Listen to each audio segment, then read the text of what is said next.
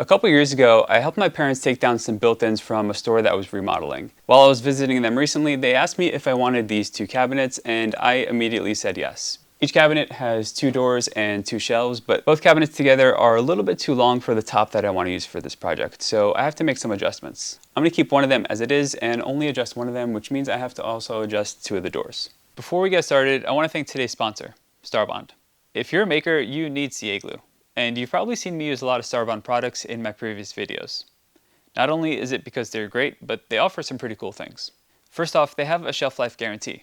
So if in any case your CA glue goes bad, you get 100% free replacement. They also have a 2-ounce Starbond Pro Pack. And in that you receive all the supplies that every maker wants. You get the freshest CA glue, a spare applicator nozzle with a pin cap for when it clogs, and a micro precision tip to get all those hard to reach areas with a mess-free application. There's also a QR code, which leads to Starbond's guided instructions on how to use CA glue in different industries by professionals with different backgrounds. If you want to pick up some Starbond, use the link down below, which also helps me out and helps me make more videos like this for you. Thank you Starbond for sponsoring today's video. Now let's get to the build.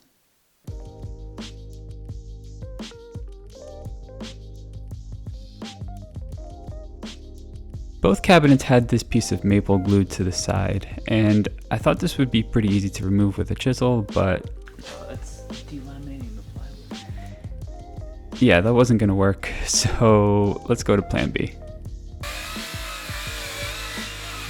Needless to say, this was much quicker, and to get cleaner results, I cut a little bit away from the sides of the cabinet, cleaned what I could with a handsaw, and then cleaned up the rest with a hand plane.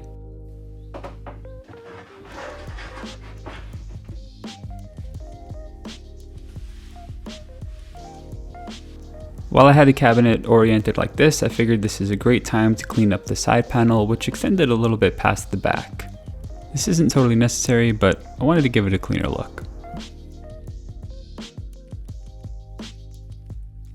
That piece was holding the back panel in securely, but it's nothing a couple brad nails can't fix.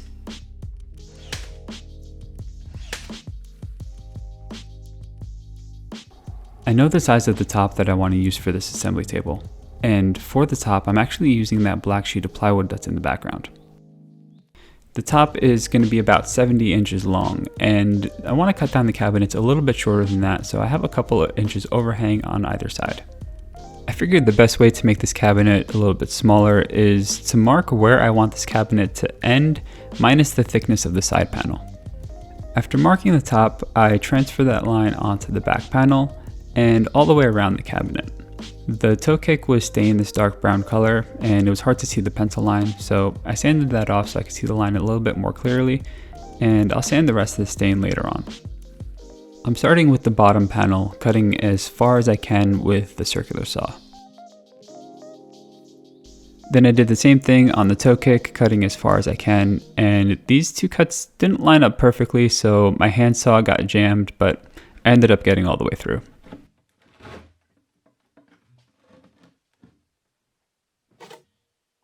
With that cut, I can rotate the cabinet and continue this process all the way around. But my circular saw had some other plans.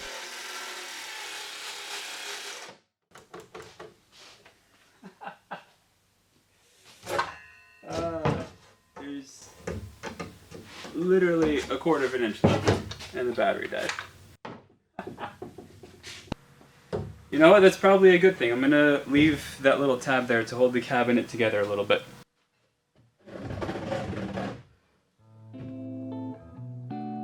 After cutting these two top supports and the little tab that's left on the back, I've made it all the way through. And out of these two pieces, I'm keeping the larger one, but I still need the side panel from the smaller section. Which means I need to remove the top, back, and bottom, which thankfully was pretty easy. It seems like this whole cabinet was put together with staples and maybe glue at some point, but it seems like the glue wasn't really holding anything in place, so all of these panels were pretty easy to remove.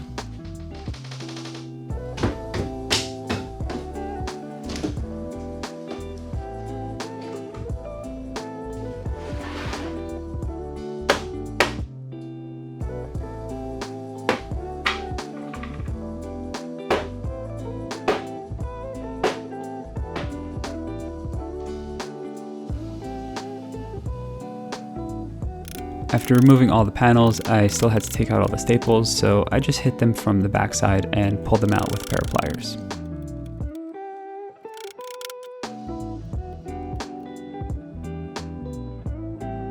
Now I can reattach the side panel, and it seems easiest to do this with the cabinet upside down. While I'm at it, I'm going over both cabinets and reinforcing any area that needs it. With the cabinets down to their final size, I can move my focus onto the doors. They were in pretty good condition, except some of the screw holes for the hinges were a little bit too big. So I put some thick Bonsier glue in there and glued in a little strip of wood.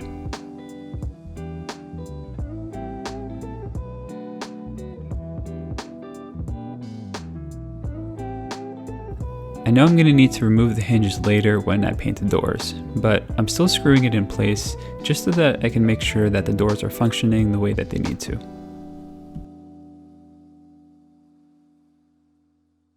After reattaching the doors to the larger cabinet, and with very little adjustment, they're working perfectly. But not the same can be said about the smaller cabinet. Obviously, I need to cut these down, so let's do that next. The doors are made with hardwood stiles that are connected with bridle joints and a floating plywood panel. I chose to cut off the stile on the handle side. That way I'm not compromising any of the strength of the door on the hinge side. After cutting that off, I'm cutting the door down to its final size, minus the thickness of the stile, which was about 2.5 inches. I need to recut the tongue in the door so that I can put it all back together. And I don't recommend doing it this way. It was a little bit sketchy, but thankfully it all worked out well. Except that I cut the tongue a little bit too narrow.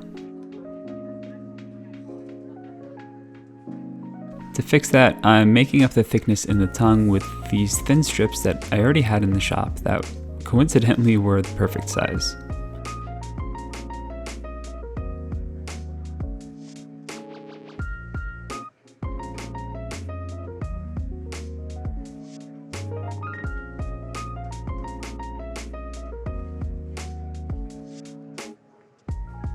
After adding wood glue into the stile, it was a little bit too tight, so I'm hammering it in place and clamping it until the glue dries. Once everything was dry, I sanded the doors to scuff up the finish to better accept the glue and the paint for the designs that I'm going to do next. So up until this point, I didn't know exactly what I wanted to do with the doors. I know I want to have something a little more interesting going on with them. And if you've seen any of my previous videos, you know I make a lot of kumiko. Kumiko would look awesome in place of these panels, but it's not really ideal for the front of this workbench. I'm sure I'm going to be accidentally kicking it and hitting it with a board as I'm trying to flip it over or something like that. But I do want to have something a little more interesting going on. And I remembered from my previous project, the kumikoi, I had a lot of leftover strips. These are just some of the strips, and I'm going to cut these to a few different angles and just play around with different designs until I come up with something that I like. I decided to go with a simple kind of chevron pattern that spanned across the 4 doors. These strips of wood are very thin and very floppy, so I'm referencing off of a thicker strip of wood to make sure that I'm taping it down straight. Once I had it in place, I'm gluing it down with some medium Bonsier glue and activator.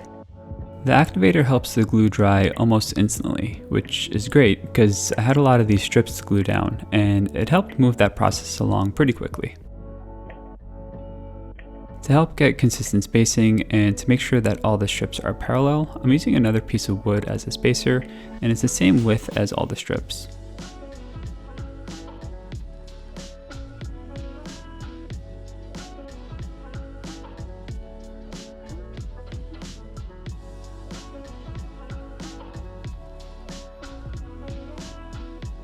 With the designs all done, it was time for paint. And I didn't really know what color I wanted to go with here at first. I thought maybe navy or even a bright yellow, but I ended up going with a dark green, and I'm so glad that I did. I started off spraying all the edges of the strips and then filled in the rest of the panel.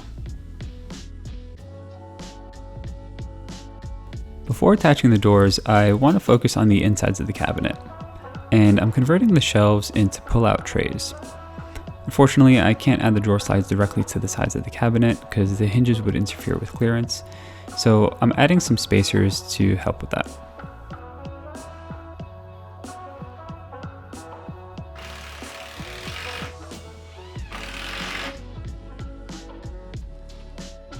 The lower spacers are pretty simple to attach, and to make the upper ones just as easy, I clamped the square to the sides of the cabinet and rested the spacer on top of the square while I screw it in place.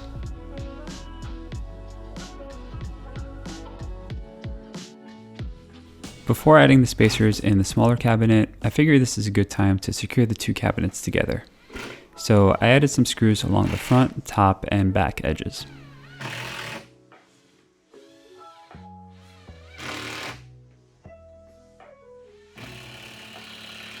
You may have already noticed that the spacers don't run all the way to the back of the cabinet. And that's because the drawer slides that I'm using aren't that long.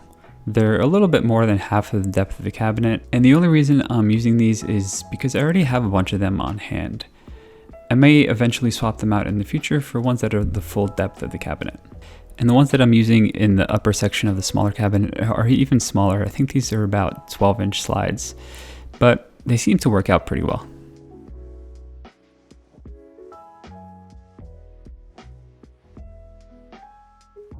Modifying the shelves into pull-out trays is pretty simple and pretty straightforward. And I wanted to go with drawers rather than shelves because this cabinet is a little more than 2.5 feet deep. And I'm sure if I just went with shelves, a lot of stuff would get pushed to the back and would get lost and cluttered.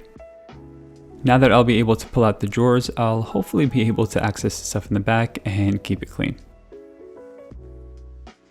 I thought 5 inches would be a good size for the side panels, but after seeing it like this, they're way too tall. So I decided to rip them all in half at 2.5 inches. And this ended up being the perfect height. You'll see why a little later on.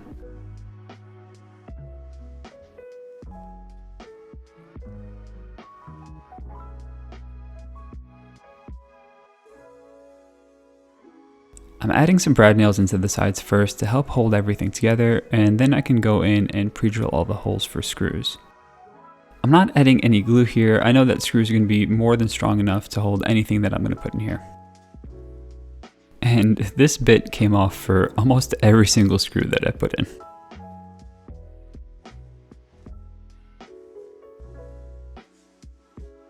With the sides in place, I can mark the size of the front and back panels, cut those to size on the table saw, and attach them the same exact way.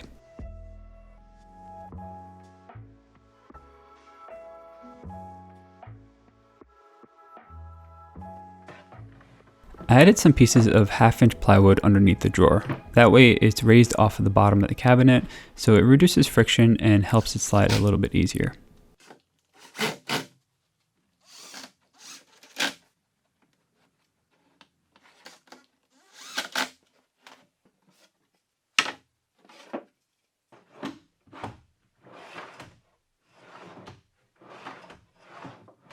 It's a good thing I cut down the height of these walls because the hinge just barely clears it. Got lucky on that one. All the rest of the drawers are made and put in the same way, and with that done, I can focus on the top, which I'm using a pretty cool material for. This is 3/4-inch plywood with black melamine laminated on both sides. It's a little bit difficult to find, not many people carry it. It's more common to find white melamine on a chipboard, but I know the plywood is going to be much more durable, and I wanted to go with black so that I have more contrast against my workpieces. After ripping it to width, I'm marking the length, and I'm using the cutoff as a straight edge for my circular saw.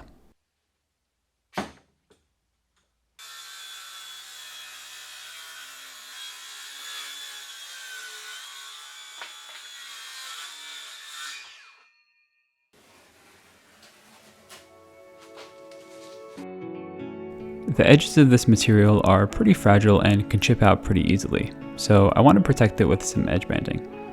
I forgot to film it, but I cut a couple strips off of a 2x6, and after a bit of sanding, I added some water-based polyurethane just to add a little bit of protection. I was originally planning on using some maple for the edge banding because it's harder and would provide more protection, but I already had this 2x6 on hand, so I figured I might as well use this. These pieces are getting glued and brad nailed in place, and I'm starting with the shorter sides. Making sure that it's flush with the top, I added a brad nail directly in the middle, and then one at either end, making sure that the piece is flush along the entire length. Then I added a few more brad nails going in slightly different angles.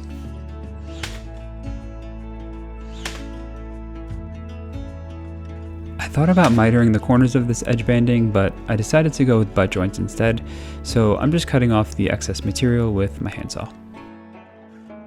I then repeated this process on the other side, the back, and the front. And after trimming this last section, I decided to add a little bit of a chamfer along the top edge using a block plane.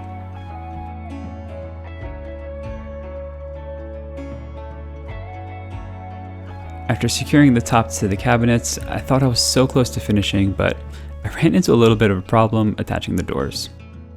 The edge banding that I added is a little bit too thick and doesn't allow the door to go high enough so the hinge can sit into the pocket. The quickest way to solve this was to trim the door a little bit, and I needed to trim about 1/2 of an inch, which thankfully didn't interfere with the look of the door.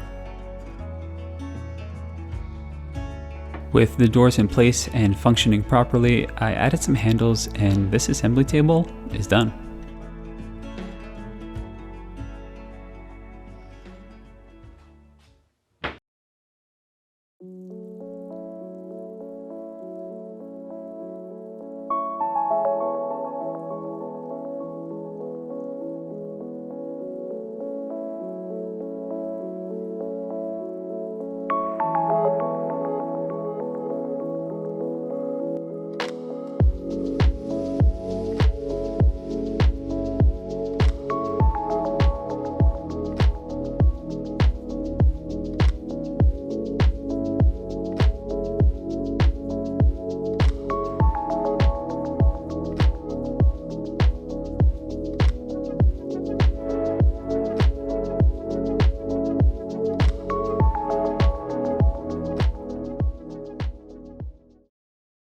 Before you head out, I want to let you know that I have new merch. This is one of the new shirts, and you may be able to recognize what's on the back. It's another Kumiko and epoxy project, but this is just one of the designs. I have a couple other new shirts available. I also have new stickers. Some of them feature some previous projects and some pretty recent ones. If you want to grab anything, be sure to check out the link down below, and I really appreciate your support. Thanks for watching this video, and I'll see you in the next one.